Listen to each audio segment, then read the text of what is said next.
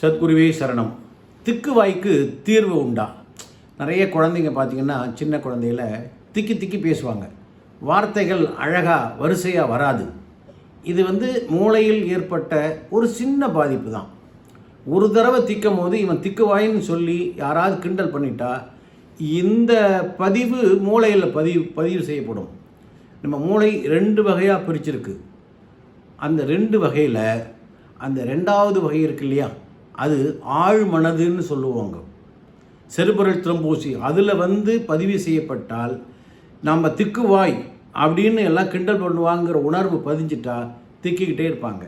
அவர்களுக்கு என்னன்னா, நீ திக்குவாய் கிடையாது, உன்னால் பேச முடியும், எனக்கு நல்லாக சரளமாக பேச முடியும், நான் திக்குவாய் கிடையாது, எனக்கு அழகாக பேச முடியும் அப்படிங்கிற வார்த்தையை வீட்டில் உள்ள பெரியவங்க சொல்லி, இதுதான் பயிற்சியே, என்னால் தொடர்ந்து பேச முடியும் அப்படிங்கிற வார்த்தையை சொல்லிக்கிட்டே இருக்க சொல்லணும். ஏன் இந்த திக்குவாய் வருதுன்னா, 2ஆம் அதிபதியினுடைய பிரச்சனை, மனோகாரகன் சந்திரனுடைய அந்த நீச்ச உச்சம், இதன் காரணமாகத்தான் திக்குவாய் வருகிறது. ஆனால் கண்டிப்பாக சரி பண்ணிடலாம்.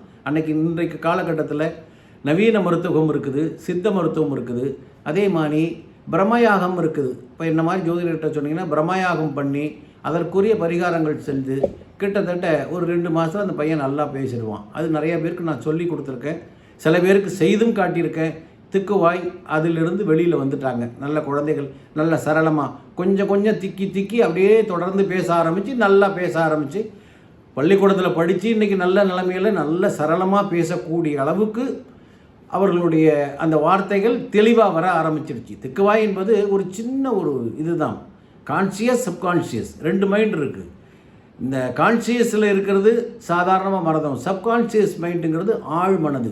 அதில் ஏதாவது சொன்னால் அது ரெக்கார்ட் ஆகிடும். அந்த திரும்ப உழம்பொழுது தான் அந்த பயத்தில் தான் அவன் திக்கிறான். அவனால் சரளையாக பேச முடியும்.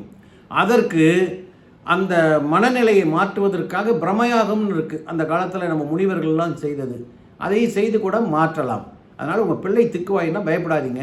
அவர்கள் தொடர்ந்து பயிற்சி கொடுங்க, பேசிக்கிட்டே இருங்க, அவர்களை பேச வைங்க. திக்கனாலும் பரவாயில்லன்னு பேச வைங்க. நாளடைவில் இறைவன் அருளால், சந்திர பகவான் அருளால் அவர்கள் நல்ல மாதிரி பேசுவதற்கு அவர்களுக்கு வாய்ப்பு கிடைக்கும். சப்ஸ்கிரைப் பண்ணுங்கள். வணக்கம்.